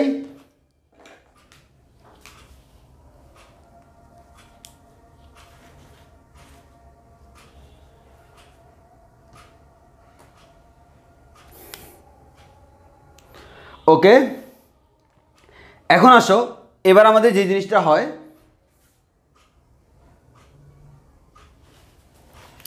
আচ্ছা এবার আমাদের যে জিনিসটা হবে সেটা হচ্ছে ভাইয়া, সংঘর্ষের পূর্বে এমন বড় বস্তু স্থির, মানে একটা স্থির বস্তু একটা গতিশীল বস্তুকে, একটা গতিশীল বস্তু একটা স্থির বস্তুকে ধাক্কা দিচ্ছে। ধাক্কা দেওয়ার সময় যদি দুইটা বস্তুর ভর সেম হয় তখন এই ধরনের সিচুয়েশন ক্রিয়েট হয়। তখন দেখা যায় স্থির বস্তুটা গতিশীল হয়ে যায় এবং গতিশীল বস্তুটা থেমে যায়। তাহলে গতিশীল বস্তু যে থেমে যায় সে কত বেগে যায়? গতিশীল বস্তুটা হচ্ছে স্থির বস্তু যত বেগে স্থির বস্তুটা তত বেগে গতিশীল হয়, গতিশীল বস্তুটা যত বেগে তাকে ধাক্কা দিছিল। তাহলে আশা করি তোমাদের কনসেপ্টটা ক্লিয়ার। এবার আসো, ঠিক সেম ক্রাইটেরিয়া, স্থির বস্তু গতিশীল বস্তুকে ধাক্কা দিবে। এবার কাহিনীটা কেমন দেখো, যেহেতু গতিশীল বস্তু স্থির বস্তুকে ধাক্কা দিলে তো ফর্মুলা এটা, এখন এই ফর্মুলায় আমরা বসাবো ধাক্কা দিবে। তবে এবার কাহিনীটা হলো m1 is greater than m2, m1 is greater than m2। এর মানে m1 মানে হচ্ছে আমাদের কি, যেটা জিরো তার ভর, স্থির বস্তুর ভর। এর মানে এটা মনে করো স্থির বস্তু এরকম, আর এটা মনে করো সুঙ্ক গতিশীল বস্তু। তাহলে আমাদের গতিশীল বস্তু, তাহলে এটা হচ্ছে আমাদের স্থির, এটা হচ্ছে আমার b1 i ইকুয়ালস টু হচ্ছে 0। এটার ভর হচ্ছে আমাদের m1 আর এটার ভর হচ্ছে আমাদের m2। এখন যদি এরকম হয়, দেখো m1 is greater than m2, এই কথাটার মানে হচ্ছে m1 m2 এর চেয়ে বড়। সিম্পল হিসাব, 2 বড় না 3 বড়? 3 বড় এরকম। এখন বলা হলো m1 is greater than m2, এই কথাটার মানে হচ্ছে m1 m2 এর থেকে এত বেশি বড় যে m2টা কাউন্ট না করলেও ঝামেলা নাই। মানে m2টাকে কি করে দিব? বাদ দিয়ে দিব। আমি আবারও বলতেছি, m1 m2 এর থেকে এত ছোট যে এটা বাদ দিয়ে দিব। যেমন আমার কাছে 1 কোটি টাকা আছে, মানে ভবিষ্যৎ স্বপ্ন আর কি, থাকতেই পারে কোনো এক সময় 1 কোটি টাকা আমার কাছে আছে। তখন যে 10 টাকা, এই 10 টাকাটার কোনো ডিমান্ড আছে আমার কাছে, আরে 10 টাকায় আর কি, তখন আমার কাছে 10 টাকাটা মনে হবে 0 টাকার মতো, জাস্ট লাইক দ্যাট। কিন্তু আমার কাছে 100 টাকা আছে, 10 টাকা অনেক কিছু, পার্থক্য এটাই। তাহলে আমার কাছে 100 টাকা আছে আর এটা হচ্ছে 10 টাকা। আমার কাছে 1 কোটি টাকা আছে, এটা হচ্ছে 10 টাকা। বুঝতে পারতেছো? মানে গ্রেটার দেন মানে হচ্ছে নেগলিজিবল ধরা যায়, নেগলিজিবল নগণ্য ধরে সেটাকে বাদ দিয়ে দেওয়া যায়, নগণ্য ধরে সেটাকে কি করা যায়? বাদ দিয়ে দেওয়া যায়। আশা করি আমার কথাটা তোমরা বুঝতে পারছো। এবার তাইলে দেখো আমরা কি করতেছি, আমরা যে কাজটা করতেছি তাইলে কি হবে, তাইলে আমাদের এই b1f এর মানটা দেখো তো। আমরা কি করব, আমাদের গ্রেটার দেন m2 হলে কি হয় তার জন্য কি করব, সিম্পল m1 এর তুলনায় m2টা নগণ্য মানে হচ্ছে m2টাকে মনে মনে 0 ধরে ফেলো। m2টাকে যদি তুমি মনে মনে 0 ধরো তাহলে লিটারে কি পাবো দেখো তো, আমাদের m2টাকে যদি 0 ধরো, এই পুরোটাই m2 এর মান 0 হওয়ার কারণে পুরোটা কি হয়ে যাবে? 0 হয়ে যাবে। এর মানে এটা 0 হয়ে গেল, এটা 0 হয়ে গেল। আর আমরা যদি এখানে m2টাকে 0 ধরি, m2টাকে 0 ধরলে কি থাকে, -m1 divided by m1 into v2i। m1 কাটাকাটি, b2f সমান -b2i। এই কথাটার মানে কি?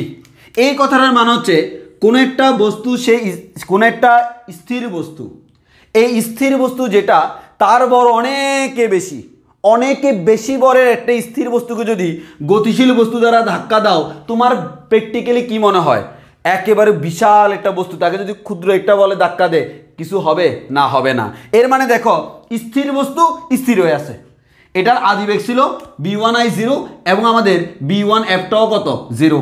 এর মানে স্থির বস্তু স্থিরই থাকবে, স্থির বস্তু স্থির থাকবে, নড়াচড়া করবে না। আর গতিশীল বস্তু যেটা ছিল, এই গতিশীল বস্তুর বেগটা কত হবে? গতিশীল বস্তুর যে বেগটা, এই গতিশীল বস্তুর বেগটা হবে v2i। এর মানে তার 2 নম্বর বস্তুর ফাইনাল বেগটা 2 নম্বর বস্তুর আদিবেগের সমান, তবে কোনমুখী? বিপরীতমুখী, বিপরীতমুখী। এই কথাটার মানে কি? এই কথাটার মানে হচ্ছে সে যে বেগে বস্তুটাকে ধাক্কা দিছিল, ধাক্কা খাইয়ে সে বেগে আবার রিটার্ন আসবে। তাহলে যদি আমাদের বৃহৎ বলে একটা বস্তুকে যদি আমরা ধাক্কা দিই, তখন দেখা যাবে বস্তুটা তো স্থির বস্তু স্থিরে থাকবে, আর গতিশীল বস্তু যে বেগে আমাদের ধাক্কা দিছে ঠিক সেই বেগে আবার রিটার্ন চলে আসবে। 3 মিটার পার সেকেন্ড বেগে তাকে ধাক্কা দিল, তাহলে 3 মিটার পার সেকেন্ড বেগে বিপরীত দিকে রিটার্ন করবে, বিপরীত দিকে। এদিক থেকে ধাক্কা দিলে এদিকে রিটার্ন করবে, এদিক থেকে ধাক্কা দিলে এদিকে রিটার্ন করবে। কথা ক্লিয়ার কিনা বলো? কথা ক্লিয়ার কিনা? আমি ফর্মে চলে আসছি, কথা ক্লিয়ার কিনা বলো? কথা ক্লিয়ার কিনা বলো? কথা ক্লিয়ার কিনা বলো?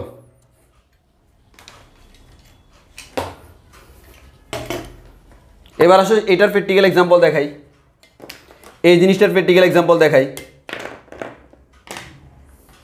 এটার প্র্যাকটিক্যাল এক্সাম্পল, আমি ফর্মে চলে আসছি, তোমার কোনো টেনশন না, আমার ঘুমের যোগটা চলে গেলে শেষ, এখন অলরেডি চলে গেছে। এবার আসো আমাদের পরেরটার জন্য তোমাদেরকে আবার আমি আমার টেবিলে নিয়ে যাই।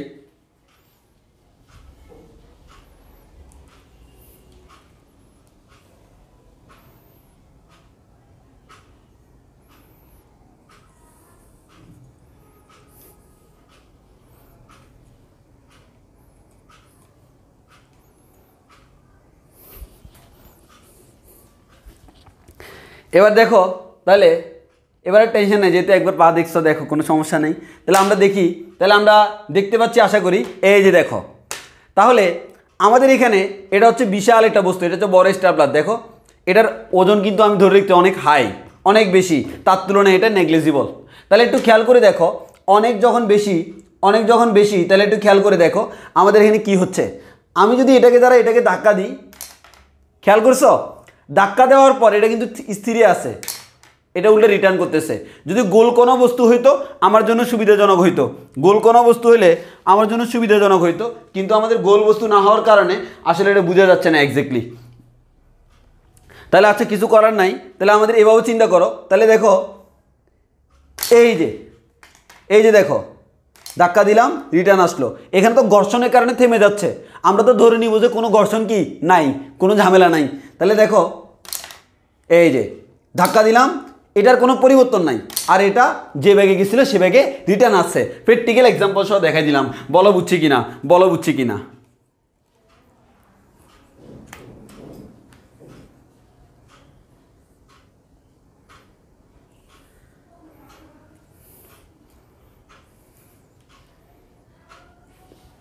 বলো বুঝছি কিনা, বলো বুঝছি কিনা? ওকে, তাহলে আমরা এতটুকু আশা করি বুঝতে পারছি। ছোট বড়ের বস্তু দ্বারা যদি বড় বস্তুকে আঘাত করি, কাজ শেষ, কাজ শেষ। বলো বুঝছি কিনা?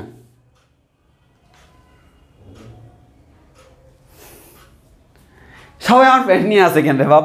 আমি তো প্যান্ট পরছি, কি আজব ব্যাপার সেবার।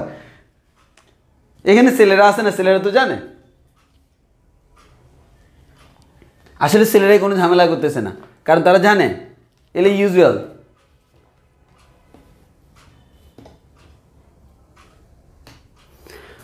বলো আমরা এটা বুঝছি কিনা?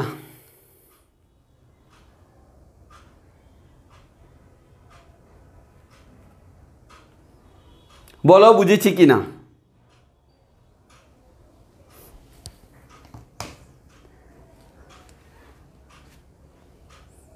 হ্যাঁ বুঝছি, না বুঝার কোনো কারণ নাই, না একটু উত্তেজনা আসছে গায়ের শরীরের মধ্যে।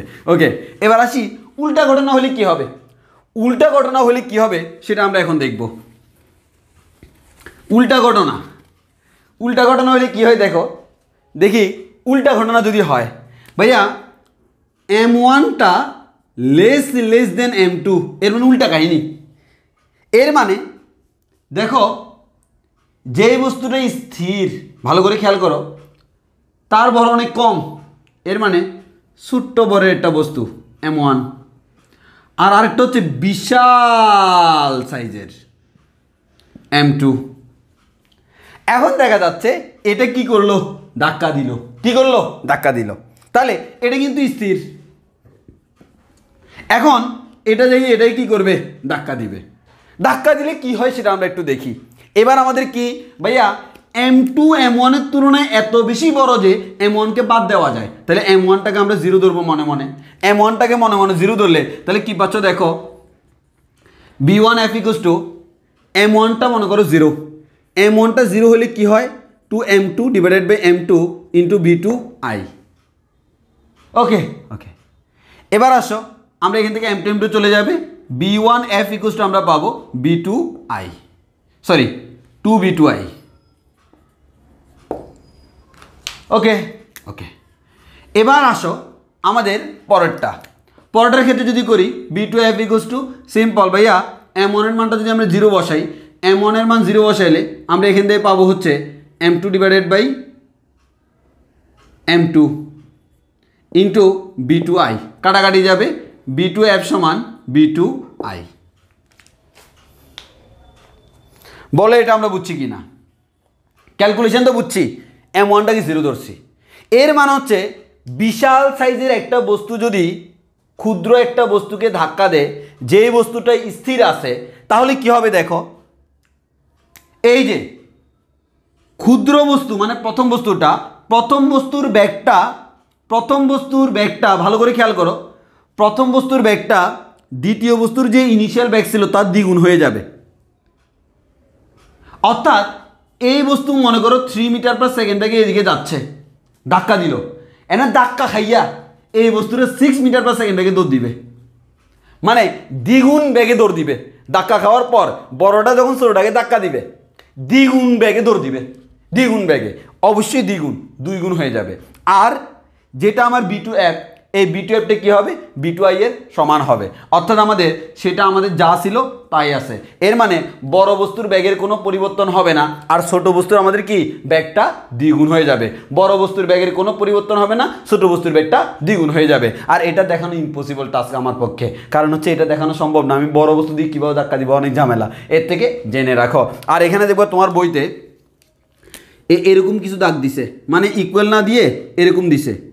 এর মানে হচ্ছে আমরা জাস্ট এটা তো এক্স্যাক্টলি ইকুয়াল না, কারণ তুমি M1কে জিরো ধরছো, M1 জিরো না, এটা জিরোর কাছাকাছি, মানে এক কথায় নেগলিজিবল ধরতেছি, যার কারণে আমরা বলতেছি এই টাইপসের হবে প্রায়। ওই কারণে আমরা বলি প্রায় দ্বিগুণ, প্রায় সমান।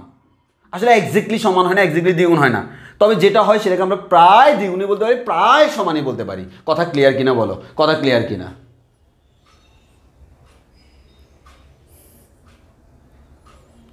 কথা ক্লিয়ার কিনা বলো?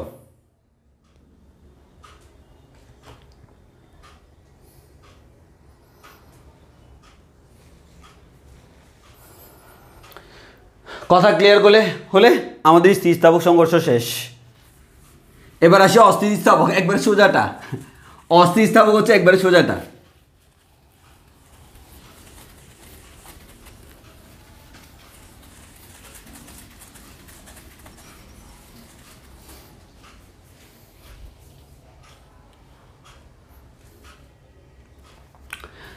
অস্থিতিস্থাপক সংঘর্ষ কেমন দেখো,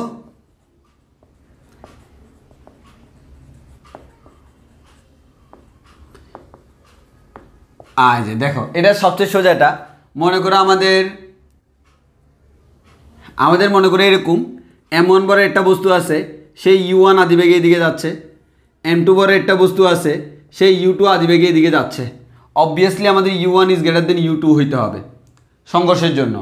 সংঘর্ষের পর এই বস্তু দুইটা মিলিত হয়ে গেল, বস্তু দুইটা কি হয়ে গেল, মিলিত হয়ে গেল। এর মানে বস্তুটা আমাদের, এই বস্তু দুইটার ভর এখন বর্তমানে কত, M1 + M2। যেহেতু মিলিত হয়ে গেল, একটু আগে দেখছিলা স্থিতিস্থাপক সংঘর্ষ যখন করছিলাম, বস্তু দুইটার কিন্তু সংঘর্ষের পর ব্যাগ ভিন্ন ভিন্ন, ইউনিক। আর এখানে হচ্ছে বস্তু দুইটা একসাথে হয়ে গেছে। এই যে সংঘর্ষ হইলো, এরপরে দুইজন একসাথে করে এভাবে যাচ্ছে।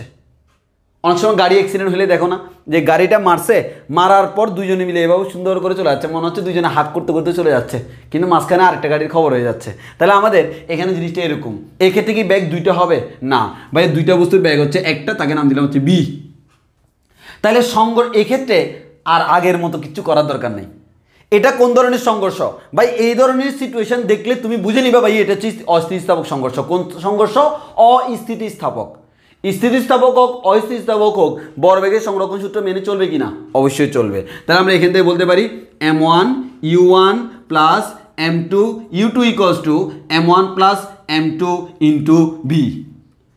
আগের বার যখন করছিলাম m1 b1 plus m2 b2 ছিল, যার কারণে b1 b2 একটাও আমি জানতাম না, শেষ বেগ বের করতে বলতো। তাই এখন তো শেষ বেগ একটা, m1 জানি, u1 জানি, m2 জানি, u2 জানি, বি বের করা যাবে না? অবভিয়াসলি যাবে। এর মানে এখান থেকে ডাইরেক্টলি তুমি বেগটা বের করে ফেলতে পারবা। এখান থেকে আমরা বলতে পারি ভাইয়া বি এর মানটা হচ্ছে m1 u1 plus m2 u2 divide by m1 plus m2। এবং পরীক্ষায় যখন আসবে এটা স্থিতিস্থাপক না অস্থিতিস্থাপক, তুমি বুঝতেই পারতেছো এই ধরনের সিচুয়েশন মান হচ্ছে অস্থিতিস্থাপক। তাও ফর্মালিটিস মেনটেন করে তুমি দেখাই দিবা গতিশক্তি সংরক্ষিত থাকে না। এক্ষেত্রে আসলে গতিশক্তি সংরক্ষিত থাকে না, গতিশক্তি সংরক্ষিত থাকে না বিধে এটাকে আমরা বলতেছি অস্থিতিস্থাপক সংঘর্ষ। ক্যালকুলেশন করলে তুমি সেটা টের পাবা। বলো আমার কথা ক্লিয়ার কিনা? কথা ক্লিয়ার কিনা?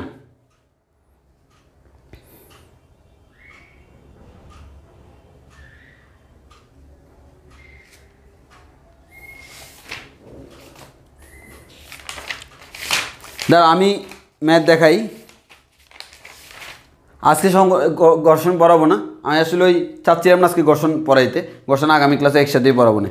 আমি চাচ্ছিলাম যে অন্য জিনিসটা শেষ করে দিতে, সংঘর্ষটা আর রাখতে চাচ্ছি না।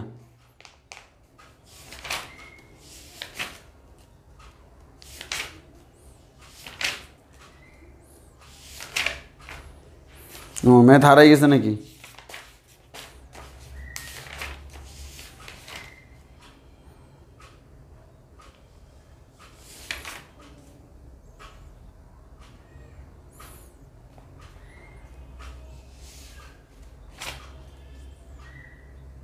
হ্যাঁ পাইছি, ঢাকা বোর্ড 2015 সালের কোয়েশ্চেন,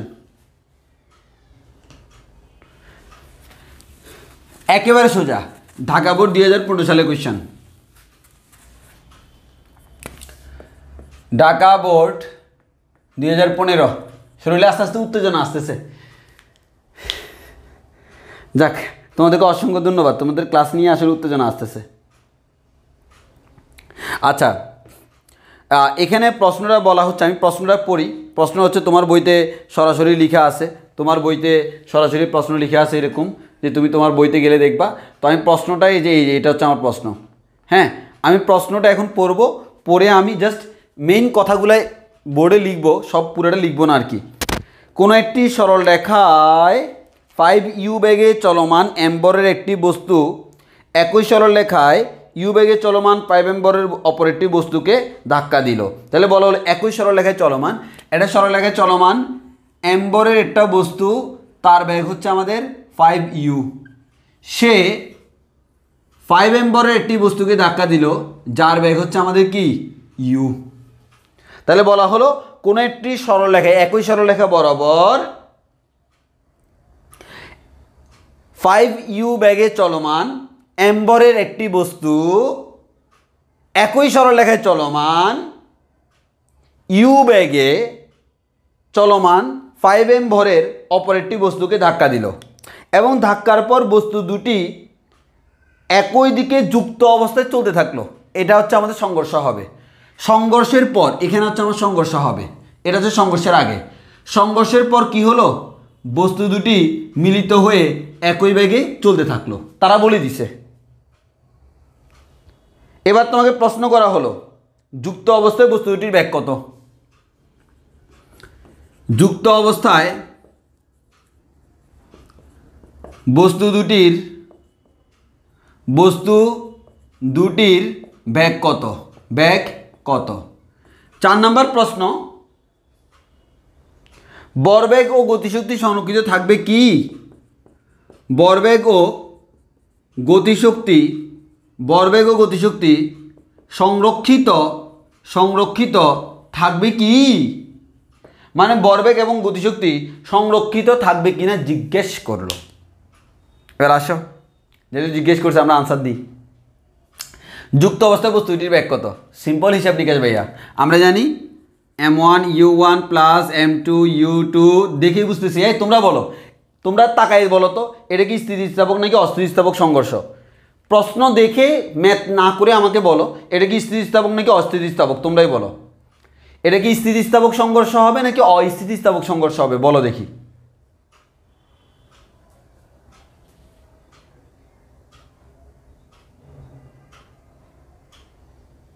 এটা স্থিতিস্থাপক হবে নাকি অস্থিতিস্থাপক হবে, বলো। হ্যাঁ এক্স্যাক্টলি অস্থিতিস্থাপক। আসো আমরা প্রমাণও করে দিতে পারবো, কারণ এখানে তোমাকে গতিশক্তি বের করতে বলছে। তো m1 u1 প্লাস m2, আমরা জানি m2 u2 ইকুয়ালস টু, আমরা জানি m1 প্লাস m2 ইন্টু তাদের মিলিত বেগ হচ্ছে b। এই বিটাই তোমাকে বের করতে বলছে। তো আমরা মান বসাই, এটাকে প্রথম বস্তু ধরি। প্রথম বস্তুর ভর হচ্ছে m, প্রথম বস্তুর বেগ হচ্ছে 5u প্লাস দ্বিতীয় বস্তুর ভর হচ্ছে 5m, দ্বিতীয় বস্তুর বেগ হচ্ছে u ইকুয়ালস টু প্রথম বস্তুর ভর হচ্ছে m প্লাস দ্বিতীয় বস্তুর ভর হচ্ছে 5m ইন্টু বিটা বের করব। তাহলে আমাদের এখানে কি হলো 5mu 5mu টোটাল হবে হচ্ছে আমাদের 10mu ইকুয়ালস টু 5 প্লাস আমাদের 1 প্লাস 5 মানে হচ্ছে 6m b, mm চলে যাবে। তাহলে আমরা b ইকুয়ালস টু কী বলতে পারবো, b ইকুয়ালস টু আমরা বলতে পারবো 10u ডিভাইড বাই 6। এর মানে হচ্ছে কাটাকাটি করলে নিচে হচ্ছে 3 আর উপরে হচ্ছে 5, 5u ডিভাইড বাই 6, এটা হচ্ছে আমাদের আনসার। যেহেতু ইউ এর মান দেওয়া নাই, এটাই তোমার আনসার। আমাদের 5u ডিভাইড বাই 6 না 3, এটাই হচ্ছে আমাদের আনসার। তাহলে তোমাকে বলবো মিলিত ব্যাগ কত, এটা হচ্ছে মিলিত বস্তুর ব্যাগ। তাহলে আমরা বলতে পারবো এই ব্যাগটা হচ্ছে 5u ডিভাইডেড বাই 3, আমি লিখে রাখলাম 5u ডিভাইড বাই 3 লিখে রাখলাম, পরে কাজে লাগবে। বলো আমরা বুঝছি কিনা, বুঝছি কিনা, বুঝছি কিনা বলো, যদি এটা না বুঝার কোনো কারণ নাই।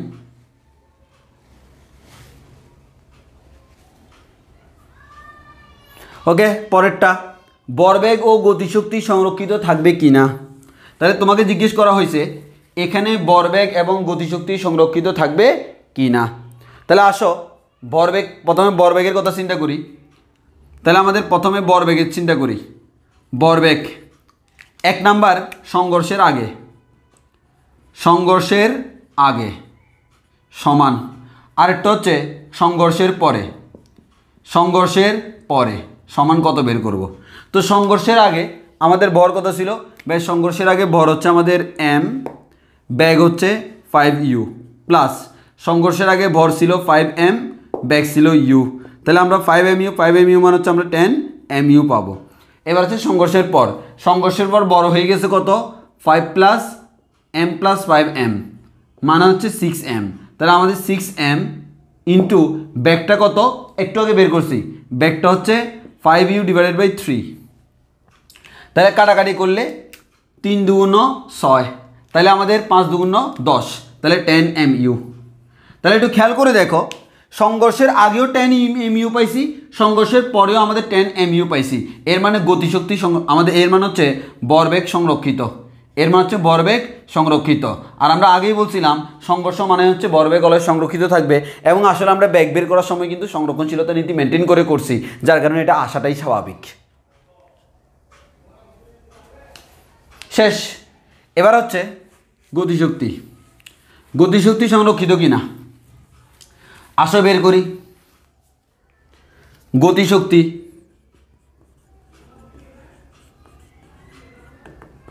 প্রথমে বের করি সংঘর্ষের আগে সমান হচ্ছে, নিচে লিখি হ্যাঁ, half M B square, M মানে হচ্ছে এম, ব্যাগ মানে হচ্ছে 5u, 5u হোল স্কোয়ার মানে হচ্ছে কত 25u স্কোয়ার, একসাথে লিখে ফেললাম half M B square plus half M মানে হচ্ছে 5m, বি স্কোয়ার মানে হচ্ছে ইউ স্কোয়ার, ইউ স্কোয়ার। তাহলে আমরা এখান থেকে পাবো হচ্ছে কত 25 divide by 2 mu square plus 5 divide by 2 MU square. 2 যদি লসাগু নিই 25 প্লাস 25 সমান হচ্ছে আমাদের 25 প্লাস 5 সমান 30, 30 ডিভাইডেড 2 মানে হচ্ছে 15, এর মানে 15 MU স্কোয়ার আসবে। এটা হচ্ছে কি সংঘর্ষের আগে, এটা হচ্ছে সংঘর্ষের আগে। সংঘর্ষের আগে টোটাল গতিশক্তি ছিল 15 MU স্কোয়ার। এবার আসি সংঘর্ষের পরে। সংঘর্ষের পরে সংঘর্ষের পরে যদি আমরা সিম্পল চিন্তা করে দেখি তাহলে আমরা এখান থেকে বলতে পারবো ভাইয়া সংঘর্ষের পরে দুজন তো একসাথে হয়ে গেছে, তাহলে আমরা বলতে পারবো সংঘর্ষের পরে সমান হচ্ছে হাফ M মানে হচ্ছে 6M, B স্কোয়ার মানে হচ্ছে 5U/3 হোল স্কোয়ার মানে হচ্ছে 25U স্কোয়ার ডিভাইড বাই 9। তাহলে আমরা যদি কাটাকাটি করি ক্যালকুলেশন করি 3 দুগুণ 6, 3 তিরিকা 9, তাহলে আমরা এখান থেকে পাচ্ছি হচ্ছে 25 MU স্কোয়ার। তাহলে দেখো সংঘর্ষের আগে ছিল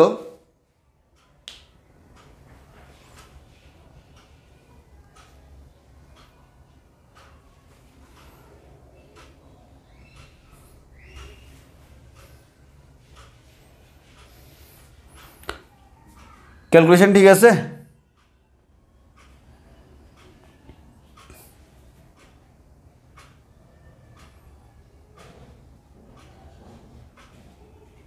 ও সরি 3 তিরিকা 9, এখানে 3 থেকে জান এর বাদ দিছি কেন, তাহলে 25/3 ক্যালকুলেশন করলে হয় হচ্ছে 8.33 MU স্কোয়ার। তাহলে দেখো সংঘর্ষের আগে গতিশক্তি এত ছিল, সংঘর্ষের পরে গতিশক্তি এত, এর মানে গতিশক্তি সংরক্ষিত নয়। আর গতিশক্তি সংরক্ষণশীল নয় মানে তোমাকে তো এতটুকুর মধ্যে আনসার শেষ। আর এক্সট্রা করে জিজ্ঞেস করতে পারতো এটা কোন ধরনের সংঘর্ষ, তাহলে গতিশক্তি যেহেতু আমাদের গতিশক্তি যেহেতু সংরক্ষিত নয়, অতএব এটা হচ্ছে অস্থিতিস্থাপক সংঘর্ষ। বলো আমাদের ক্লিয়ার কিনা একটু পর্যন্ত? শেষ শেষ শেষ। বলো আমরা একটু বুঝছি কিনা? আর কোনো কোয়েশ্চেন থাকলে বলো, না শেষ করে দিই, আর পারতেছি না। ওমা ঝাপসা হয়ে গেছে কেন?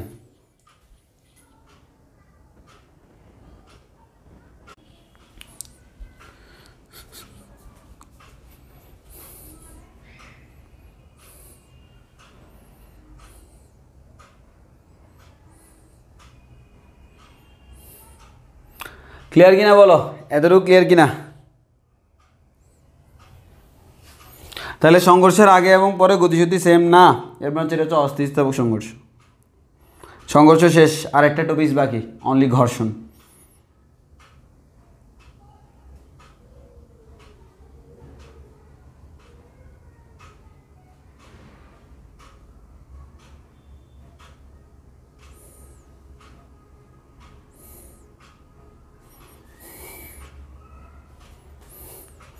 ওকে, তাহলে আজকের ক্লাস এতটুকু পর্যন্ত।